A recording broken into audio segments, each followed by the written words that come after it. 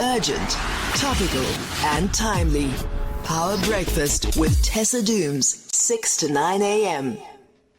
The time is 6:19. You're on Power Breakfast this morning with Tessa Dooms. On the line with us from ActionSA's Athol Trollip, Member of Parliament there for ActionSA. And remember, guys, I said to you that at any time the Constitution can be changed. And in fact, there's an annual review of the Constitution that Parliament does on the 31st of May. Our submission deadline ended for that. And of course, Parliament needs to process that.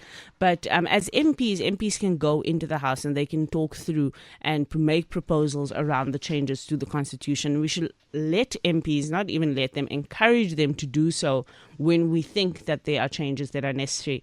ActionSA has pointed out some changes that they believe are necessary in order to, contract the size of our ever-growing, creatively so, cabinet. So Athol Trollip joins us this morning. Thank you so much for joining us, Athol, just to share your views from ActionSA side.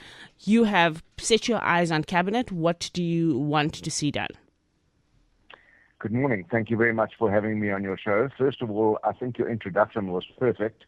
We have an ever-growing cabinet, and what makes it even more concern is that the current president has made numerous public commitments to reduce the size of cabinet, yet it's grown to a record large cabinet under Cyril Ramaphosa, and 2 weeks ago he added yet another minister to the cabinet. And our concern is that we have proposed a 22nd constitutional amendment where we want to do away with the position of deputy ministers. We believe that their position is redundant and all they are glorified doormen and women for their ministers. And a classic case is what happened when Minister Mtunu was placed on leave. What the president could have and should have done if deputy ministers were worth their salt was he could have promoted one of the deputy ministers from that very department and made them the caretaker minister in the interim. But he didn't do that because he obviously didn't have confidence in them. And he went and found an additional minister outside of Parliament in Feroz Kachalia, and he will become the minister at the end of this month. Now, that illustrates to us that deputy ministers have absolutely no constitutional worth and that they should be removed from the Constitution. Any provision making reference to deputy ministers. First of all, we have the biggest cabinet in the world. There are 43 deputy ministers. What they actually do, nobody knows.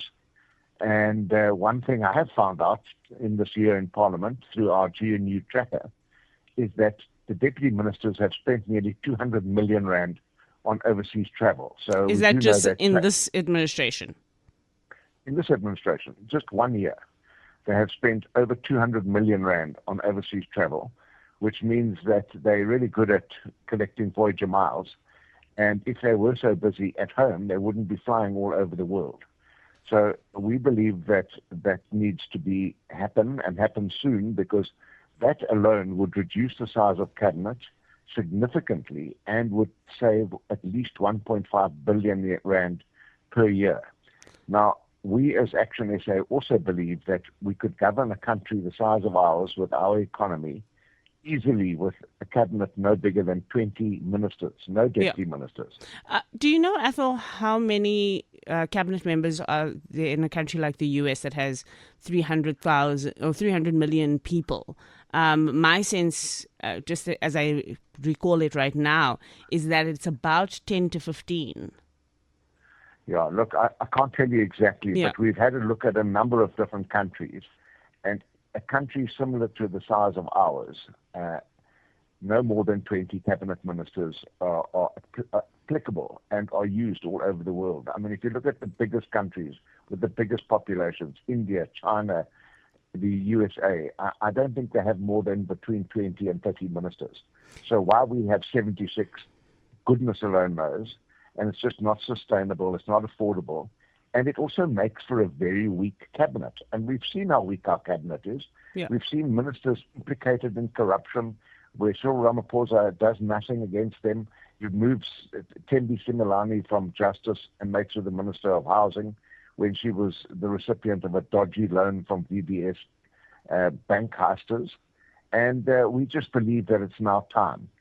All these political parties in Parliament, they all wax lyrical about reducing the size of cabinet. But as soon as they get invited into cabinet, and we now have a GNU with the biggest cabinet ever, they all of a sudden are not so keen about reducing the size of cabinet. And we believe it's a principled decision. It's in our manifesto, it's in our constitution. We believe that no more than 20 ministers are needed as ActionSA, and we certainly don't need the services of deputy ministers. Well, I think on the deputy minister front, you'll find a lot of sympathy from South Africans who also do not understand what deputy ministers do in general, or why they can't play or stand in the role for their ministers. But I guess the question around how the cabinet gets constituted to make it less bloated might be interesting to think about whether or not in the constitution we should have a set number of categories for departments, for example. So, we have 12 departments in the Republic of South Africa, and that you don't chop and change them, because it also concerns me that when you split them, chop and change them, you are then also splitting and chopping and changing those department structures that go below them. You are potentially bloating those as well. Any possibility that you'll explore something like that as part of your amendments? Yes, absolutely. And that goes to one of the main provisions of our amendment also, is that obviously the Constitution makes provision for the President to appoint ministers. We don't have a problem with that. The President must go and do his work and find the competent ministers. We've even increased the allocation of selecting external ministers from 2 to 4, because we believe there are certain ministries like defense and police, for example. We should find the very best policemen and women and best defense force or naval officers, men or women, to head up those departments, because they should be competent police people, competent soldiers. It's what happens in most other countries in the world. And in this country, we've appointed Angie Macheko, who destroyed education and took the pass rate from 50% to 30%. She's now the head of our defense force, and we saw what happened to our defense force in the DRC.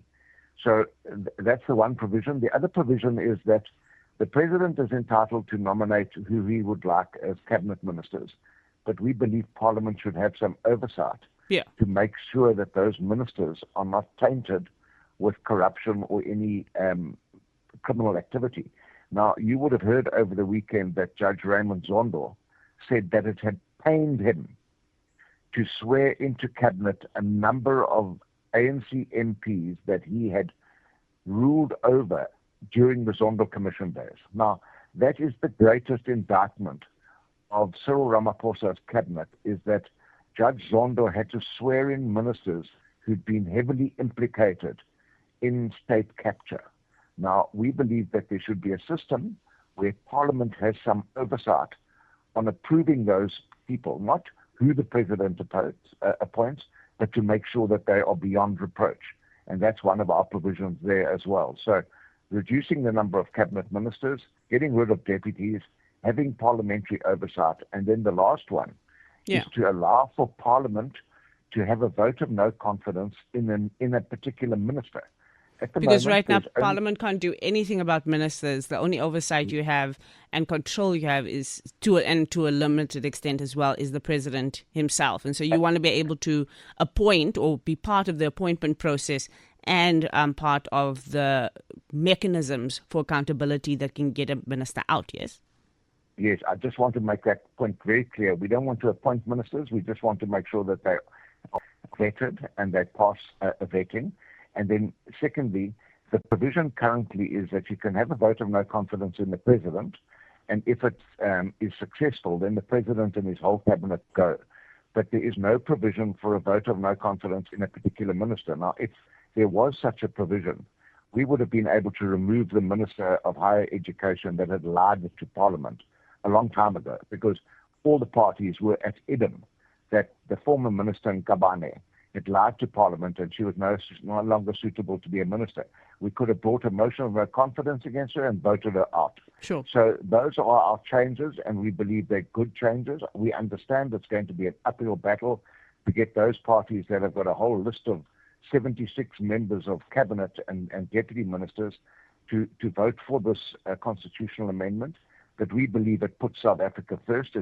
We believe it saves money and it makes for a much more efficient and effective government. All right, we'll put that to the public, Athol, and see if the public shares your sentiments around that. Should we have constitutional changes that scrap deputy ministers, or at least give them different powers, if not scrap them? Should we have provisions that allow for MPs to vet cabinet ministers and take them through a public process, I would hope, is the imagination there, so that we can see who they are before they take on those offices?